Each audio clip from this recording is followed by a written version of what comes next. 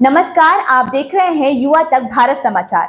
मैं हूं आपके साथ अक्षता मौर्य। आइए रुक करते हैं फटाफट खबरों की ओर। बीजेपी के बागी सिर्फ शिवसेना के खिलाफ ही नहीं बल्कि एनसीपी के अजित पवार गुट के खिलाफ भी बगावत कर रहे हैं।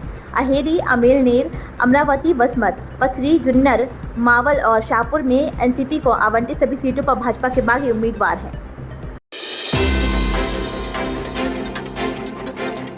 गुजरात के केवड़िया में राष्ट्रीय एकता दिवस समारोह में बोलते हुए पीएम मोदी ने कहा कि हम एक राष्ट्र एक चुनाव पहल के कार्यान्वयन की दिशा में काम कर रहे हैं। लोकतांत्रिक व्यवस्थाएं मजबूत होंगी। हम एक राष्ट्र एक धर्मनिरपेक्ष नागरिक संहिता लागू करने का प्रयास कर रहे हैं जिससे हमारा देश मजबूत होगा। संग्रहालय बनाने की पहल के लिए भारतीय सेना और स्थानीय निवासियों की सराहना की, जो मेजर खटिंग के योगदान का जश्न मनाएगा और राष्ट्रीय एकता के प्रतीक के रूप में काम करेगा। पीएम मोदी ने कहा है कि आज़ादी के 7 दशक बाद देश में एक देश और एक संविधान का संकल्प भी पूरा हुआ है। सरदार साहब को मेरी सबसे बड़ी श्रद्धांजलि है। 70 साल तक बाबा साहेब अम्बेडकर का संविधान पूरे देश में लागू नहीं हुआ था।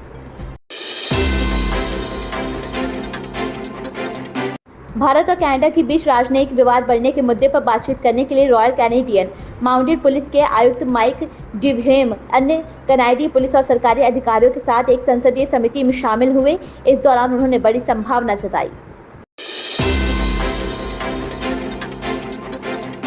महाराष्ट्र में अगले महीने विधानसभा चुनाव होने वाला है। इस चुनाव के लिए पालघर से शिवसेना के मौजूदा विधायक श्रीनिवास वनगा को टिकट नहीं दिया गया है। चुनाव टिकट नहीं मिलने पर वे लगातार पार्टी नेतृत्व से नाराज हैं। इस बीच उनके लापता होने की खबर सामने आई थी। हालांकि अब बताया जा रहा है कि वे 2 दिन बाद घर वापस लौट आए हैं। भारत में साल दिवाली का पर्व कार्तिक माह की कृष्ण पक्ष के अमावस्या तिथि को मनाया जाता है। देश में दिवाली का पर्व मनाया जा रहा है। इस मौके पर राष्ट्रपति द्रौपदी मुर्मू और उपराष्ट्रपति जगदीप धनखड़, प्रधानमंत्री नरेंद्र मोदी और दिल्ली के पूर्व मुख्यमंत्री अरविंद केजरीवाल ने सभी देशवासियों को दिवाली की शुभकामनाएं दी हैं। केंद्रीय मंत्री सर्बानंद सोनोवाल अपना 61वां जन्मदिन मना रहे हैं। वे असम के 14वें मुख्यमंत्री रहे हैं। सर्बानंद सोनोवाल भाजपा सदस्य हैं और असम की राज्य विधानसभा में मजूली निर्वाचन क्षेत्र का प्रतिनिधित्व करते हैं। उनकी गिनती असम के युवा तेजतर्रार नेताओं में होती है।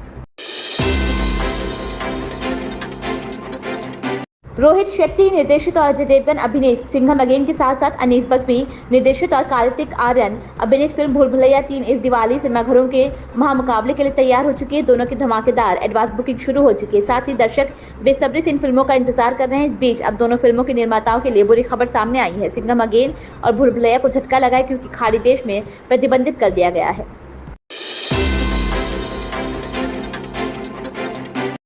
एलआईसी ने शेयर बाजार को दी सूचना में कहा कि उसे 30 अक्टूबर को झारखंड के माल एवं सेवा कर, ब्याज और जुर्माना के लिए संचार मांग आदेश प्राप्त हुआ है। इसमें कहा गया है कि इसकी कंपनी का वित्तीय स्थिति, परिचालन या अन्य गतिविधियों पर कोई भौतिक प्रभाव नहीं पड़ता है। इन खबरों में बस इतना ही। बने रहिए युवा तक भारत समाचार के साथ।